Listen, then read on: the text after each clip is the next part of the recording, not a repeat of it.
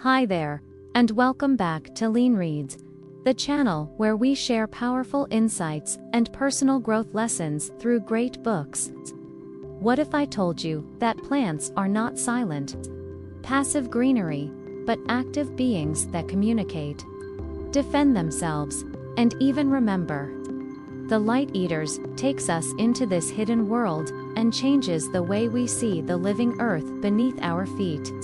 If you enjoy what you hear and want to dive deeper, we've included a link to the book in the description below. Now, let's get started. Published in 2024, The Light Eaters takes readers on a fascinating journey into the secret lives of plants. Far from being passive greenery, plants emerge here as active, responsive beings, capable of communication, recognition, adaptation, and subtle reactions to their environment. Drawing on cutting-edge research and lively scientific debates, Zoë Schlanger challenges us to rethink long-held assumptions about the plant kingdom. This book, isn't just a work of science, it's also a call to re-evaluate humanity's relationship with nature, urging us toward greater respect and stewardship of the natural world. Zoë Schlanger is an acclaimed science journalist and staff writer at The Atlantic, where she covers climate change and environmental health. Her work has appeared in the New York Times, the New York Review of Books, Time, Newsweek, and The Nation. She is the recipient of the prestigious National Association of Science Writers Award, and was a finalist for the Livingston Award, highlighting her reputation as a thoughtful and deeply informed voice on the intersection of science, society, and the environment. With The Light Eaters, Schlanger brings both scientific rigor and narrative flair to a subject often overlooked. The idea that plants may possess a kind of awareness is not new, but it has been controversial. In 1973, Peter Tompkins and Christopher Bird published The Secret Life of Plants, which claimed that plants could feel pain, preferred classical music to rock, and responded emotionally to human attention. While the book captured the popular imagination, it was sharply criticized by the scientific community for lacking rigorous evidence and relying too heavily on anecdotes. For decades afterward, the notion of plant consciousness was dismissed as pseudoscience. Yet in recent years, scientists have cautiously returned to this field. No one seriously suggests your garden moss has human-like intelligence. But growing evidence indicates plants possess complex systems of signaling, memory-like responses, and remarkable ways of interacting with their environment. These discoveries force us to grapple with a provocative question. If plants can communicate and respond in sophisticated ways, do they possess a form of awareness different from ours, but meaningful nonetheless? The Light Eaters invites readers into the cutting edge of plant neurobiology and consciousness studies. Schlanger examines the latest research, the pioneers driving this work forward, and the implications of recognizing plants not as passive life forms, but as active participants in the ecosystems we share. This is a book about science, philosophy, and wonder, a reminder that the world of plants is far more alive, intelligent, and mysterious than we have ever imagined. Plants are not passive or weak, as we once thought in 1985. Wildlife nutritionist Wouter van Hoven was confronted with a mystery. Thousands of kudu antelopes across game farms in South Africa's Transvaal region were dying suddenly, their striking spiral horns and striped bodies now lying lifeless across the savanna. What had caused this mass die-off of such powerful animals? After weeks of collecting and analyzing samples, Van Hoven discovered two critical clues.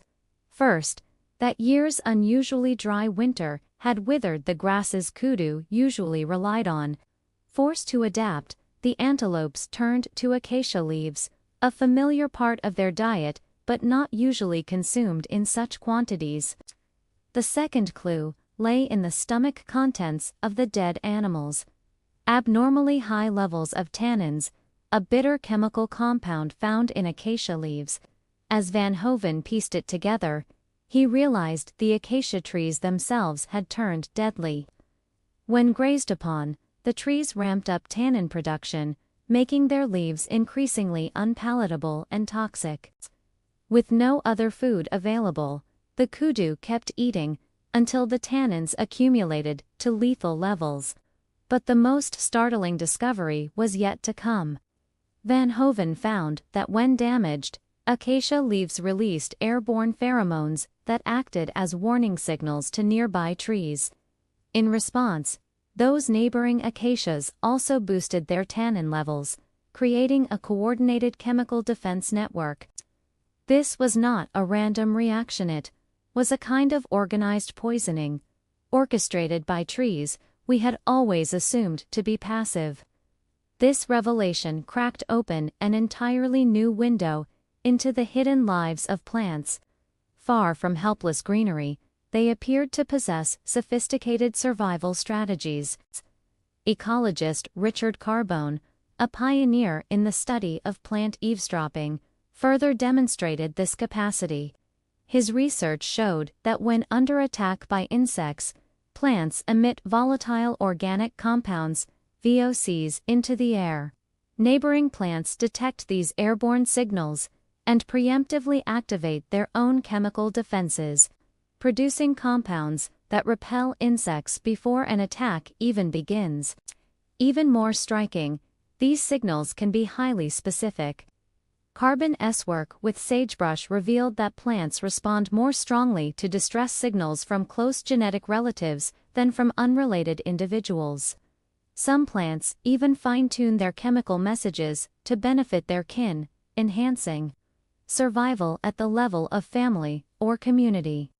And when threats are severe, plants amplify their distress calls, broadcasting stronger and wider signals, almost as if calling for collective help. From an evolutionary standpoint, this makes perfect sense.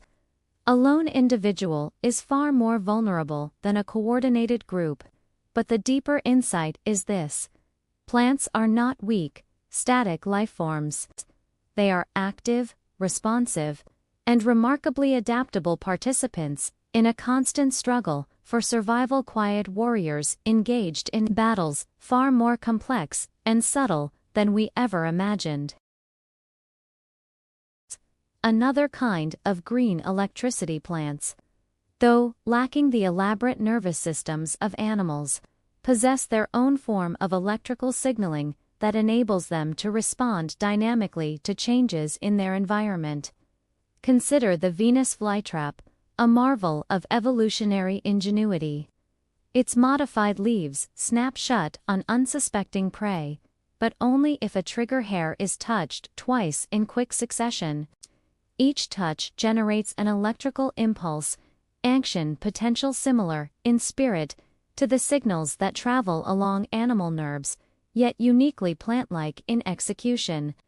In plants, these action potentials spread through the movement of ions across cell membranes, allowing signals to cascade swiftly through the organism.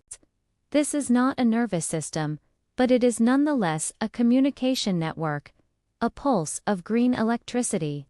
What makes the Venus flytrap even more fascinating is its response to anesthetics like diethol, ether. Under anesthesia, the plant's electrical activity is suppressed, and its traps temporarily lose the ability to close. What does this mean? Could a plant, in some sense, fall asleep? Of course, plants have no brains, no central nervous system to interpret or integrate sensory data as animals do. So by what mechanism do anesthetics shut down their behavior? Researchers such as Simon Gilroy and Xiaohai Toyota have begun to unravel the mystery. By inserting a gene from bioluminescent fireflies into plants, they developed a method to visualize electrical activity in real time. When a leaf was wounded, a wave of light swept outward from the injury site, representing the propagation of an electrical signal. That wave, in turn, triggered the production of defensive chemicals elsewhere in the plant. This is not the same as pain. Pain is an animal experience, the brain's interpretation of nervous signals. But the discovery does highlight the importance of electrical signaling in coordinating plant responses to stress and injury. Gilroy and Toyoda's research also revealed that plant electrical waves are modulated by the plant's metabolic state and environmental conditions. These electrical pulses interact with chemical messengers, weaving together a communication network that integrates external stimuli with internal physiology. Put differently, plants are capable of sensing and integrating information from their surroundings in ways far more complex than we usually imagine. So the next time you pass a shrub or a patch of grass, pause for a moment. Imagine invisible waves of bioelectricity coursing across the leaves, registering your presence in a language you cannot hear. The world around you is not static, but alive with signals, responses, and hidden conversations, unseen dialogue of green electricity. Can plants hear? Plants may lack ears, but they are far from deaf. Recent research has revealed their astonishing ability to perceive and respond to sound. They can sense vibrations in their environment and react in ways that enhance their survival, challenging long-held assumptions about the sensory world of plants. This doesn't mean you should start playing Mozart for your potted fern. Instead, the evidence points to something subtler and more profound. Biologist Rex Cockcroft has shown that plants can detect the vibrations produced by chewing insects. Sound, after all, is simply vibration traveling through a medium. In one landmark study, Cockcroft and colleagues worked with Arabidopsis, a small flowering plant beloved by geneticists. They recorded the vibrations of caterpillars gnawing on leaves, and then played those recordings back to the plants. The results were striking. Exposed to the chewing sounds, Arabidopsis ramped up production of mustard oils, chemicals that deter herbivores. Yet when exposed to other environmental sounds, whined, buzzing insects, the plants remained indifferent. They were not responding to noise in general, but to a specific signal of danger. Cockcroft, together with chemical ecologist Heidi Appel, probed deeper. Their research revealed that plants exposed to the sound of herbivory entered a primed defensive state, producing protective compounds more quickly when attacked for real. In other words, plants exhibit a primitive kind of Heringa capacity to anticipate and prepare for threats through sound. But defense is only part of the story. Other studies show that plants also use sound to enhance their growth and reproduction. Evolutionary biologist Leland Hadney discovered that evening primrose flowers respond to the wingbeat frequency of bees. The vibrations caused by a bee's flight resonate with the shape of the flower, triggering the plant to produce sweeter nectar, thereby increasing its chances of pollination. Remarkably, when parts of the flower are damaged or removed, this resonance is lost, and the plant fails to respond to the bee's approach. The flower's form, it seems, has evolved into a kind of natural ear, tuned to amplify the acoustic signature of its pollinators. If plants can hear, they have surely evolved to listen to sounds most relevant to their survival: the bite of an insect, the buzz of a bee.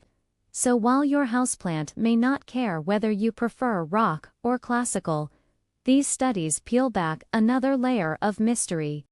They reveal plants as active, dynamic beings alive to the vibrations of their world, and astonishingly attuned to the quiet music of survival. The plant body remembers. As we've seen, plants lack a centralized brain like animals. They do not store complex memories of pain or recollection in the way humans do. Yet this does not mean they are without memory.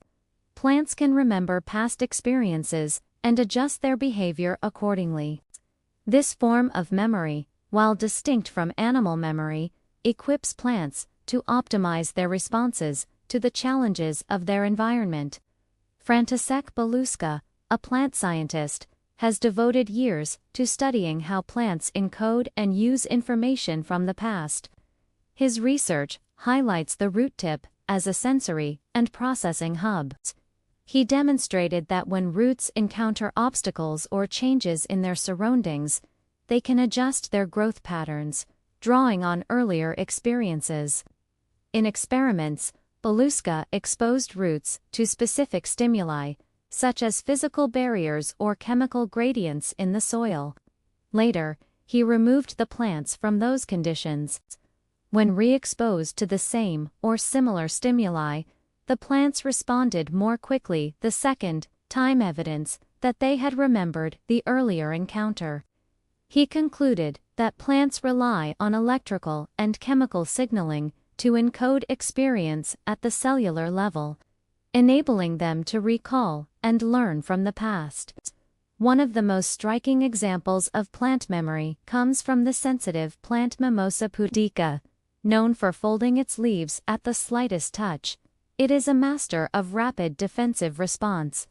Stefano Mancuso, a pioneering plant neurobiologist, conducted a playful but revealing experiment.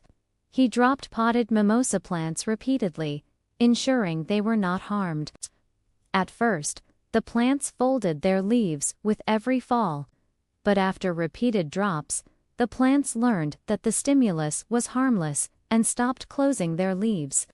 This habituation revealed a form of learning and memory in plants, an ability to modify behavior based on prior experience.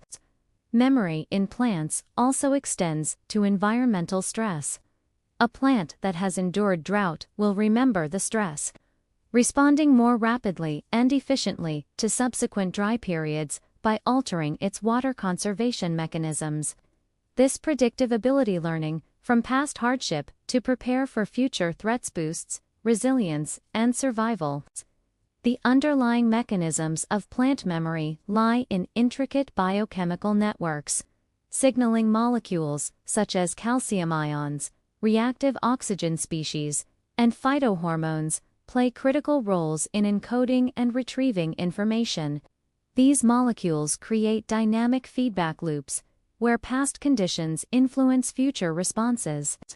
Through the groundbreaking work of researchers like Belouska and Mancuso, we are beginning to uncover the hidden layers of plant memory. Their discoveries remind us that even beings we once dismissed as simple are capable of learning and adaptation. This recognition deepens our understanding of plant biology, invites us to rethink what intelligence and memory mean in the living world. Conversations across species. Up to this point, we have explored how plants communicate with their own kind. Yet in the intricate web of life, plants also engage in dialogues that reach beyond the borders of species. They interact with other plants, with insects, and even with animals, painting a vivid picture of cross-species communication. The pioneering research of Consuelo de Moraes has opened the door to this hidden world. One of her most striking studies focused on Cusquita, the parasitic dodder vine. Unlike most plants, dodder does not photosynthesize for survival. Instead, it must find and feed on a host. De Moraes discovered that dodder can sniff out its preferred hosts by detecting the volatile organic compounds VOX they emit. This olfactory sense allows the dodder to locate and coil around its target with remarkable precision, securing its survival through chemical eavesdropping. Another powerful example of interspecies communication lies in the partnership between plants and pollinators.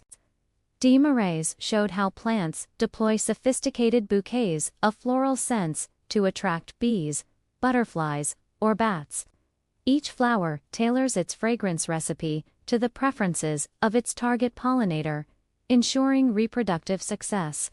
But these relationships are not limited to sweetness and perfume. Scientists have observed a curious phenomenon. Honeybees sometimes pierce plant leaves before the plants bloom. At first, the behavior seemed puzzling, since the leaves provided no nectar. Yet research revealed that plants subjected to this piercing bloomed weeks, even months earlier than normal. The bees, in effect, were sending a subtle push for plants to flower sooner when pollinators were in need. In this way, both parties benefit. Bees gain access to food earlier, while plants increase their chances of pollination. Cross-species communication also plays a critical role in defense. Murray's work revealed that when attacked by herbivores, some plants emit specific VOCs as a distress call to recruit predators such as parasitic wasps. These bodyguards arrive and attack the herbivores, reducing damage to the plant. Such indirect defense strategies highlight the extraordinary sophistication with which plants enlist allies to ward off threats. Taken together, these examples show plants not as passive beings, but as active participants in the dynamic networks of life. They send, receive, and respond to signals across species boundaries, weaving themselves into the living fabric of ecosystems in ways we are only beginning to grasp. This journey into the world of plants invites us to see them not as silent backdrops, but as vibrant beings capable of communication, self-defense, and even a form of memory. Their existence challenges our traditional notions of consciousness and intelligence, pushing us to expand how we define life itself. The groundbreaking research of scientists like Rick Carbone, Simon Gilroy, and Consuelo Desmarais has revealed plants' hidden capacities, electrical signaling, chemical languages, and cross-species dialogues. Far from being inert, they are sophisticated actors within ecosystems, constantly sensing, responding, and adapting. Changing how we perceive plants reshapes our relationship with them. It reminds us of their central role in sustaining ecosystems, while urging us to protect and preserve their communities for the health of the planet. The exploration of plant life is far from complete. Each new discovery reinforces a deeper truth. Intelligence and awareness come in many forms. Every species, with its unique abilities, contributes to the richness and wonder of life on Earth. Reading The Light Eaters was nothing short of transformative. Zoë Schlanger doesn't just show us plants as passive greenery, but as dynamic beings with agency, memory, and intricate communication networks. Page by page, I felt my understanding of the natural world shifting, realizing that what we so often dismiss as background life is in fact pulsing with intelligence, resilience, and strategy. What struck me most was the way plants embody a form of wisdom that is entirely their own. They don't think like us, and yet they solve problems, adapt, and even remember in ways that are uniquely suited to their environment. It is humbling to realize that survival strategies do not always require a brain or a nervous system. Sometimes they require patience, subtlety, and an interconnectedness that humans often overlook. This book also challenged me on an ethical level. If plants can sense, signal, and adapt so intricately, what responsibility do we have in how we treat them?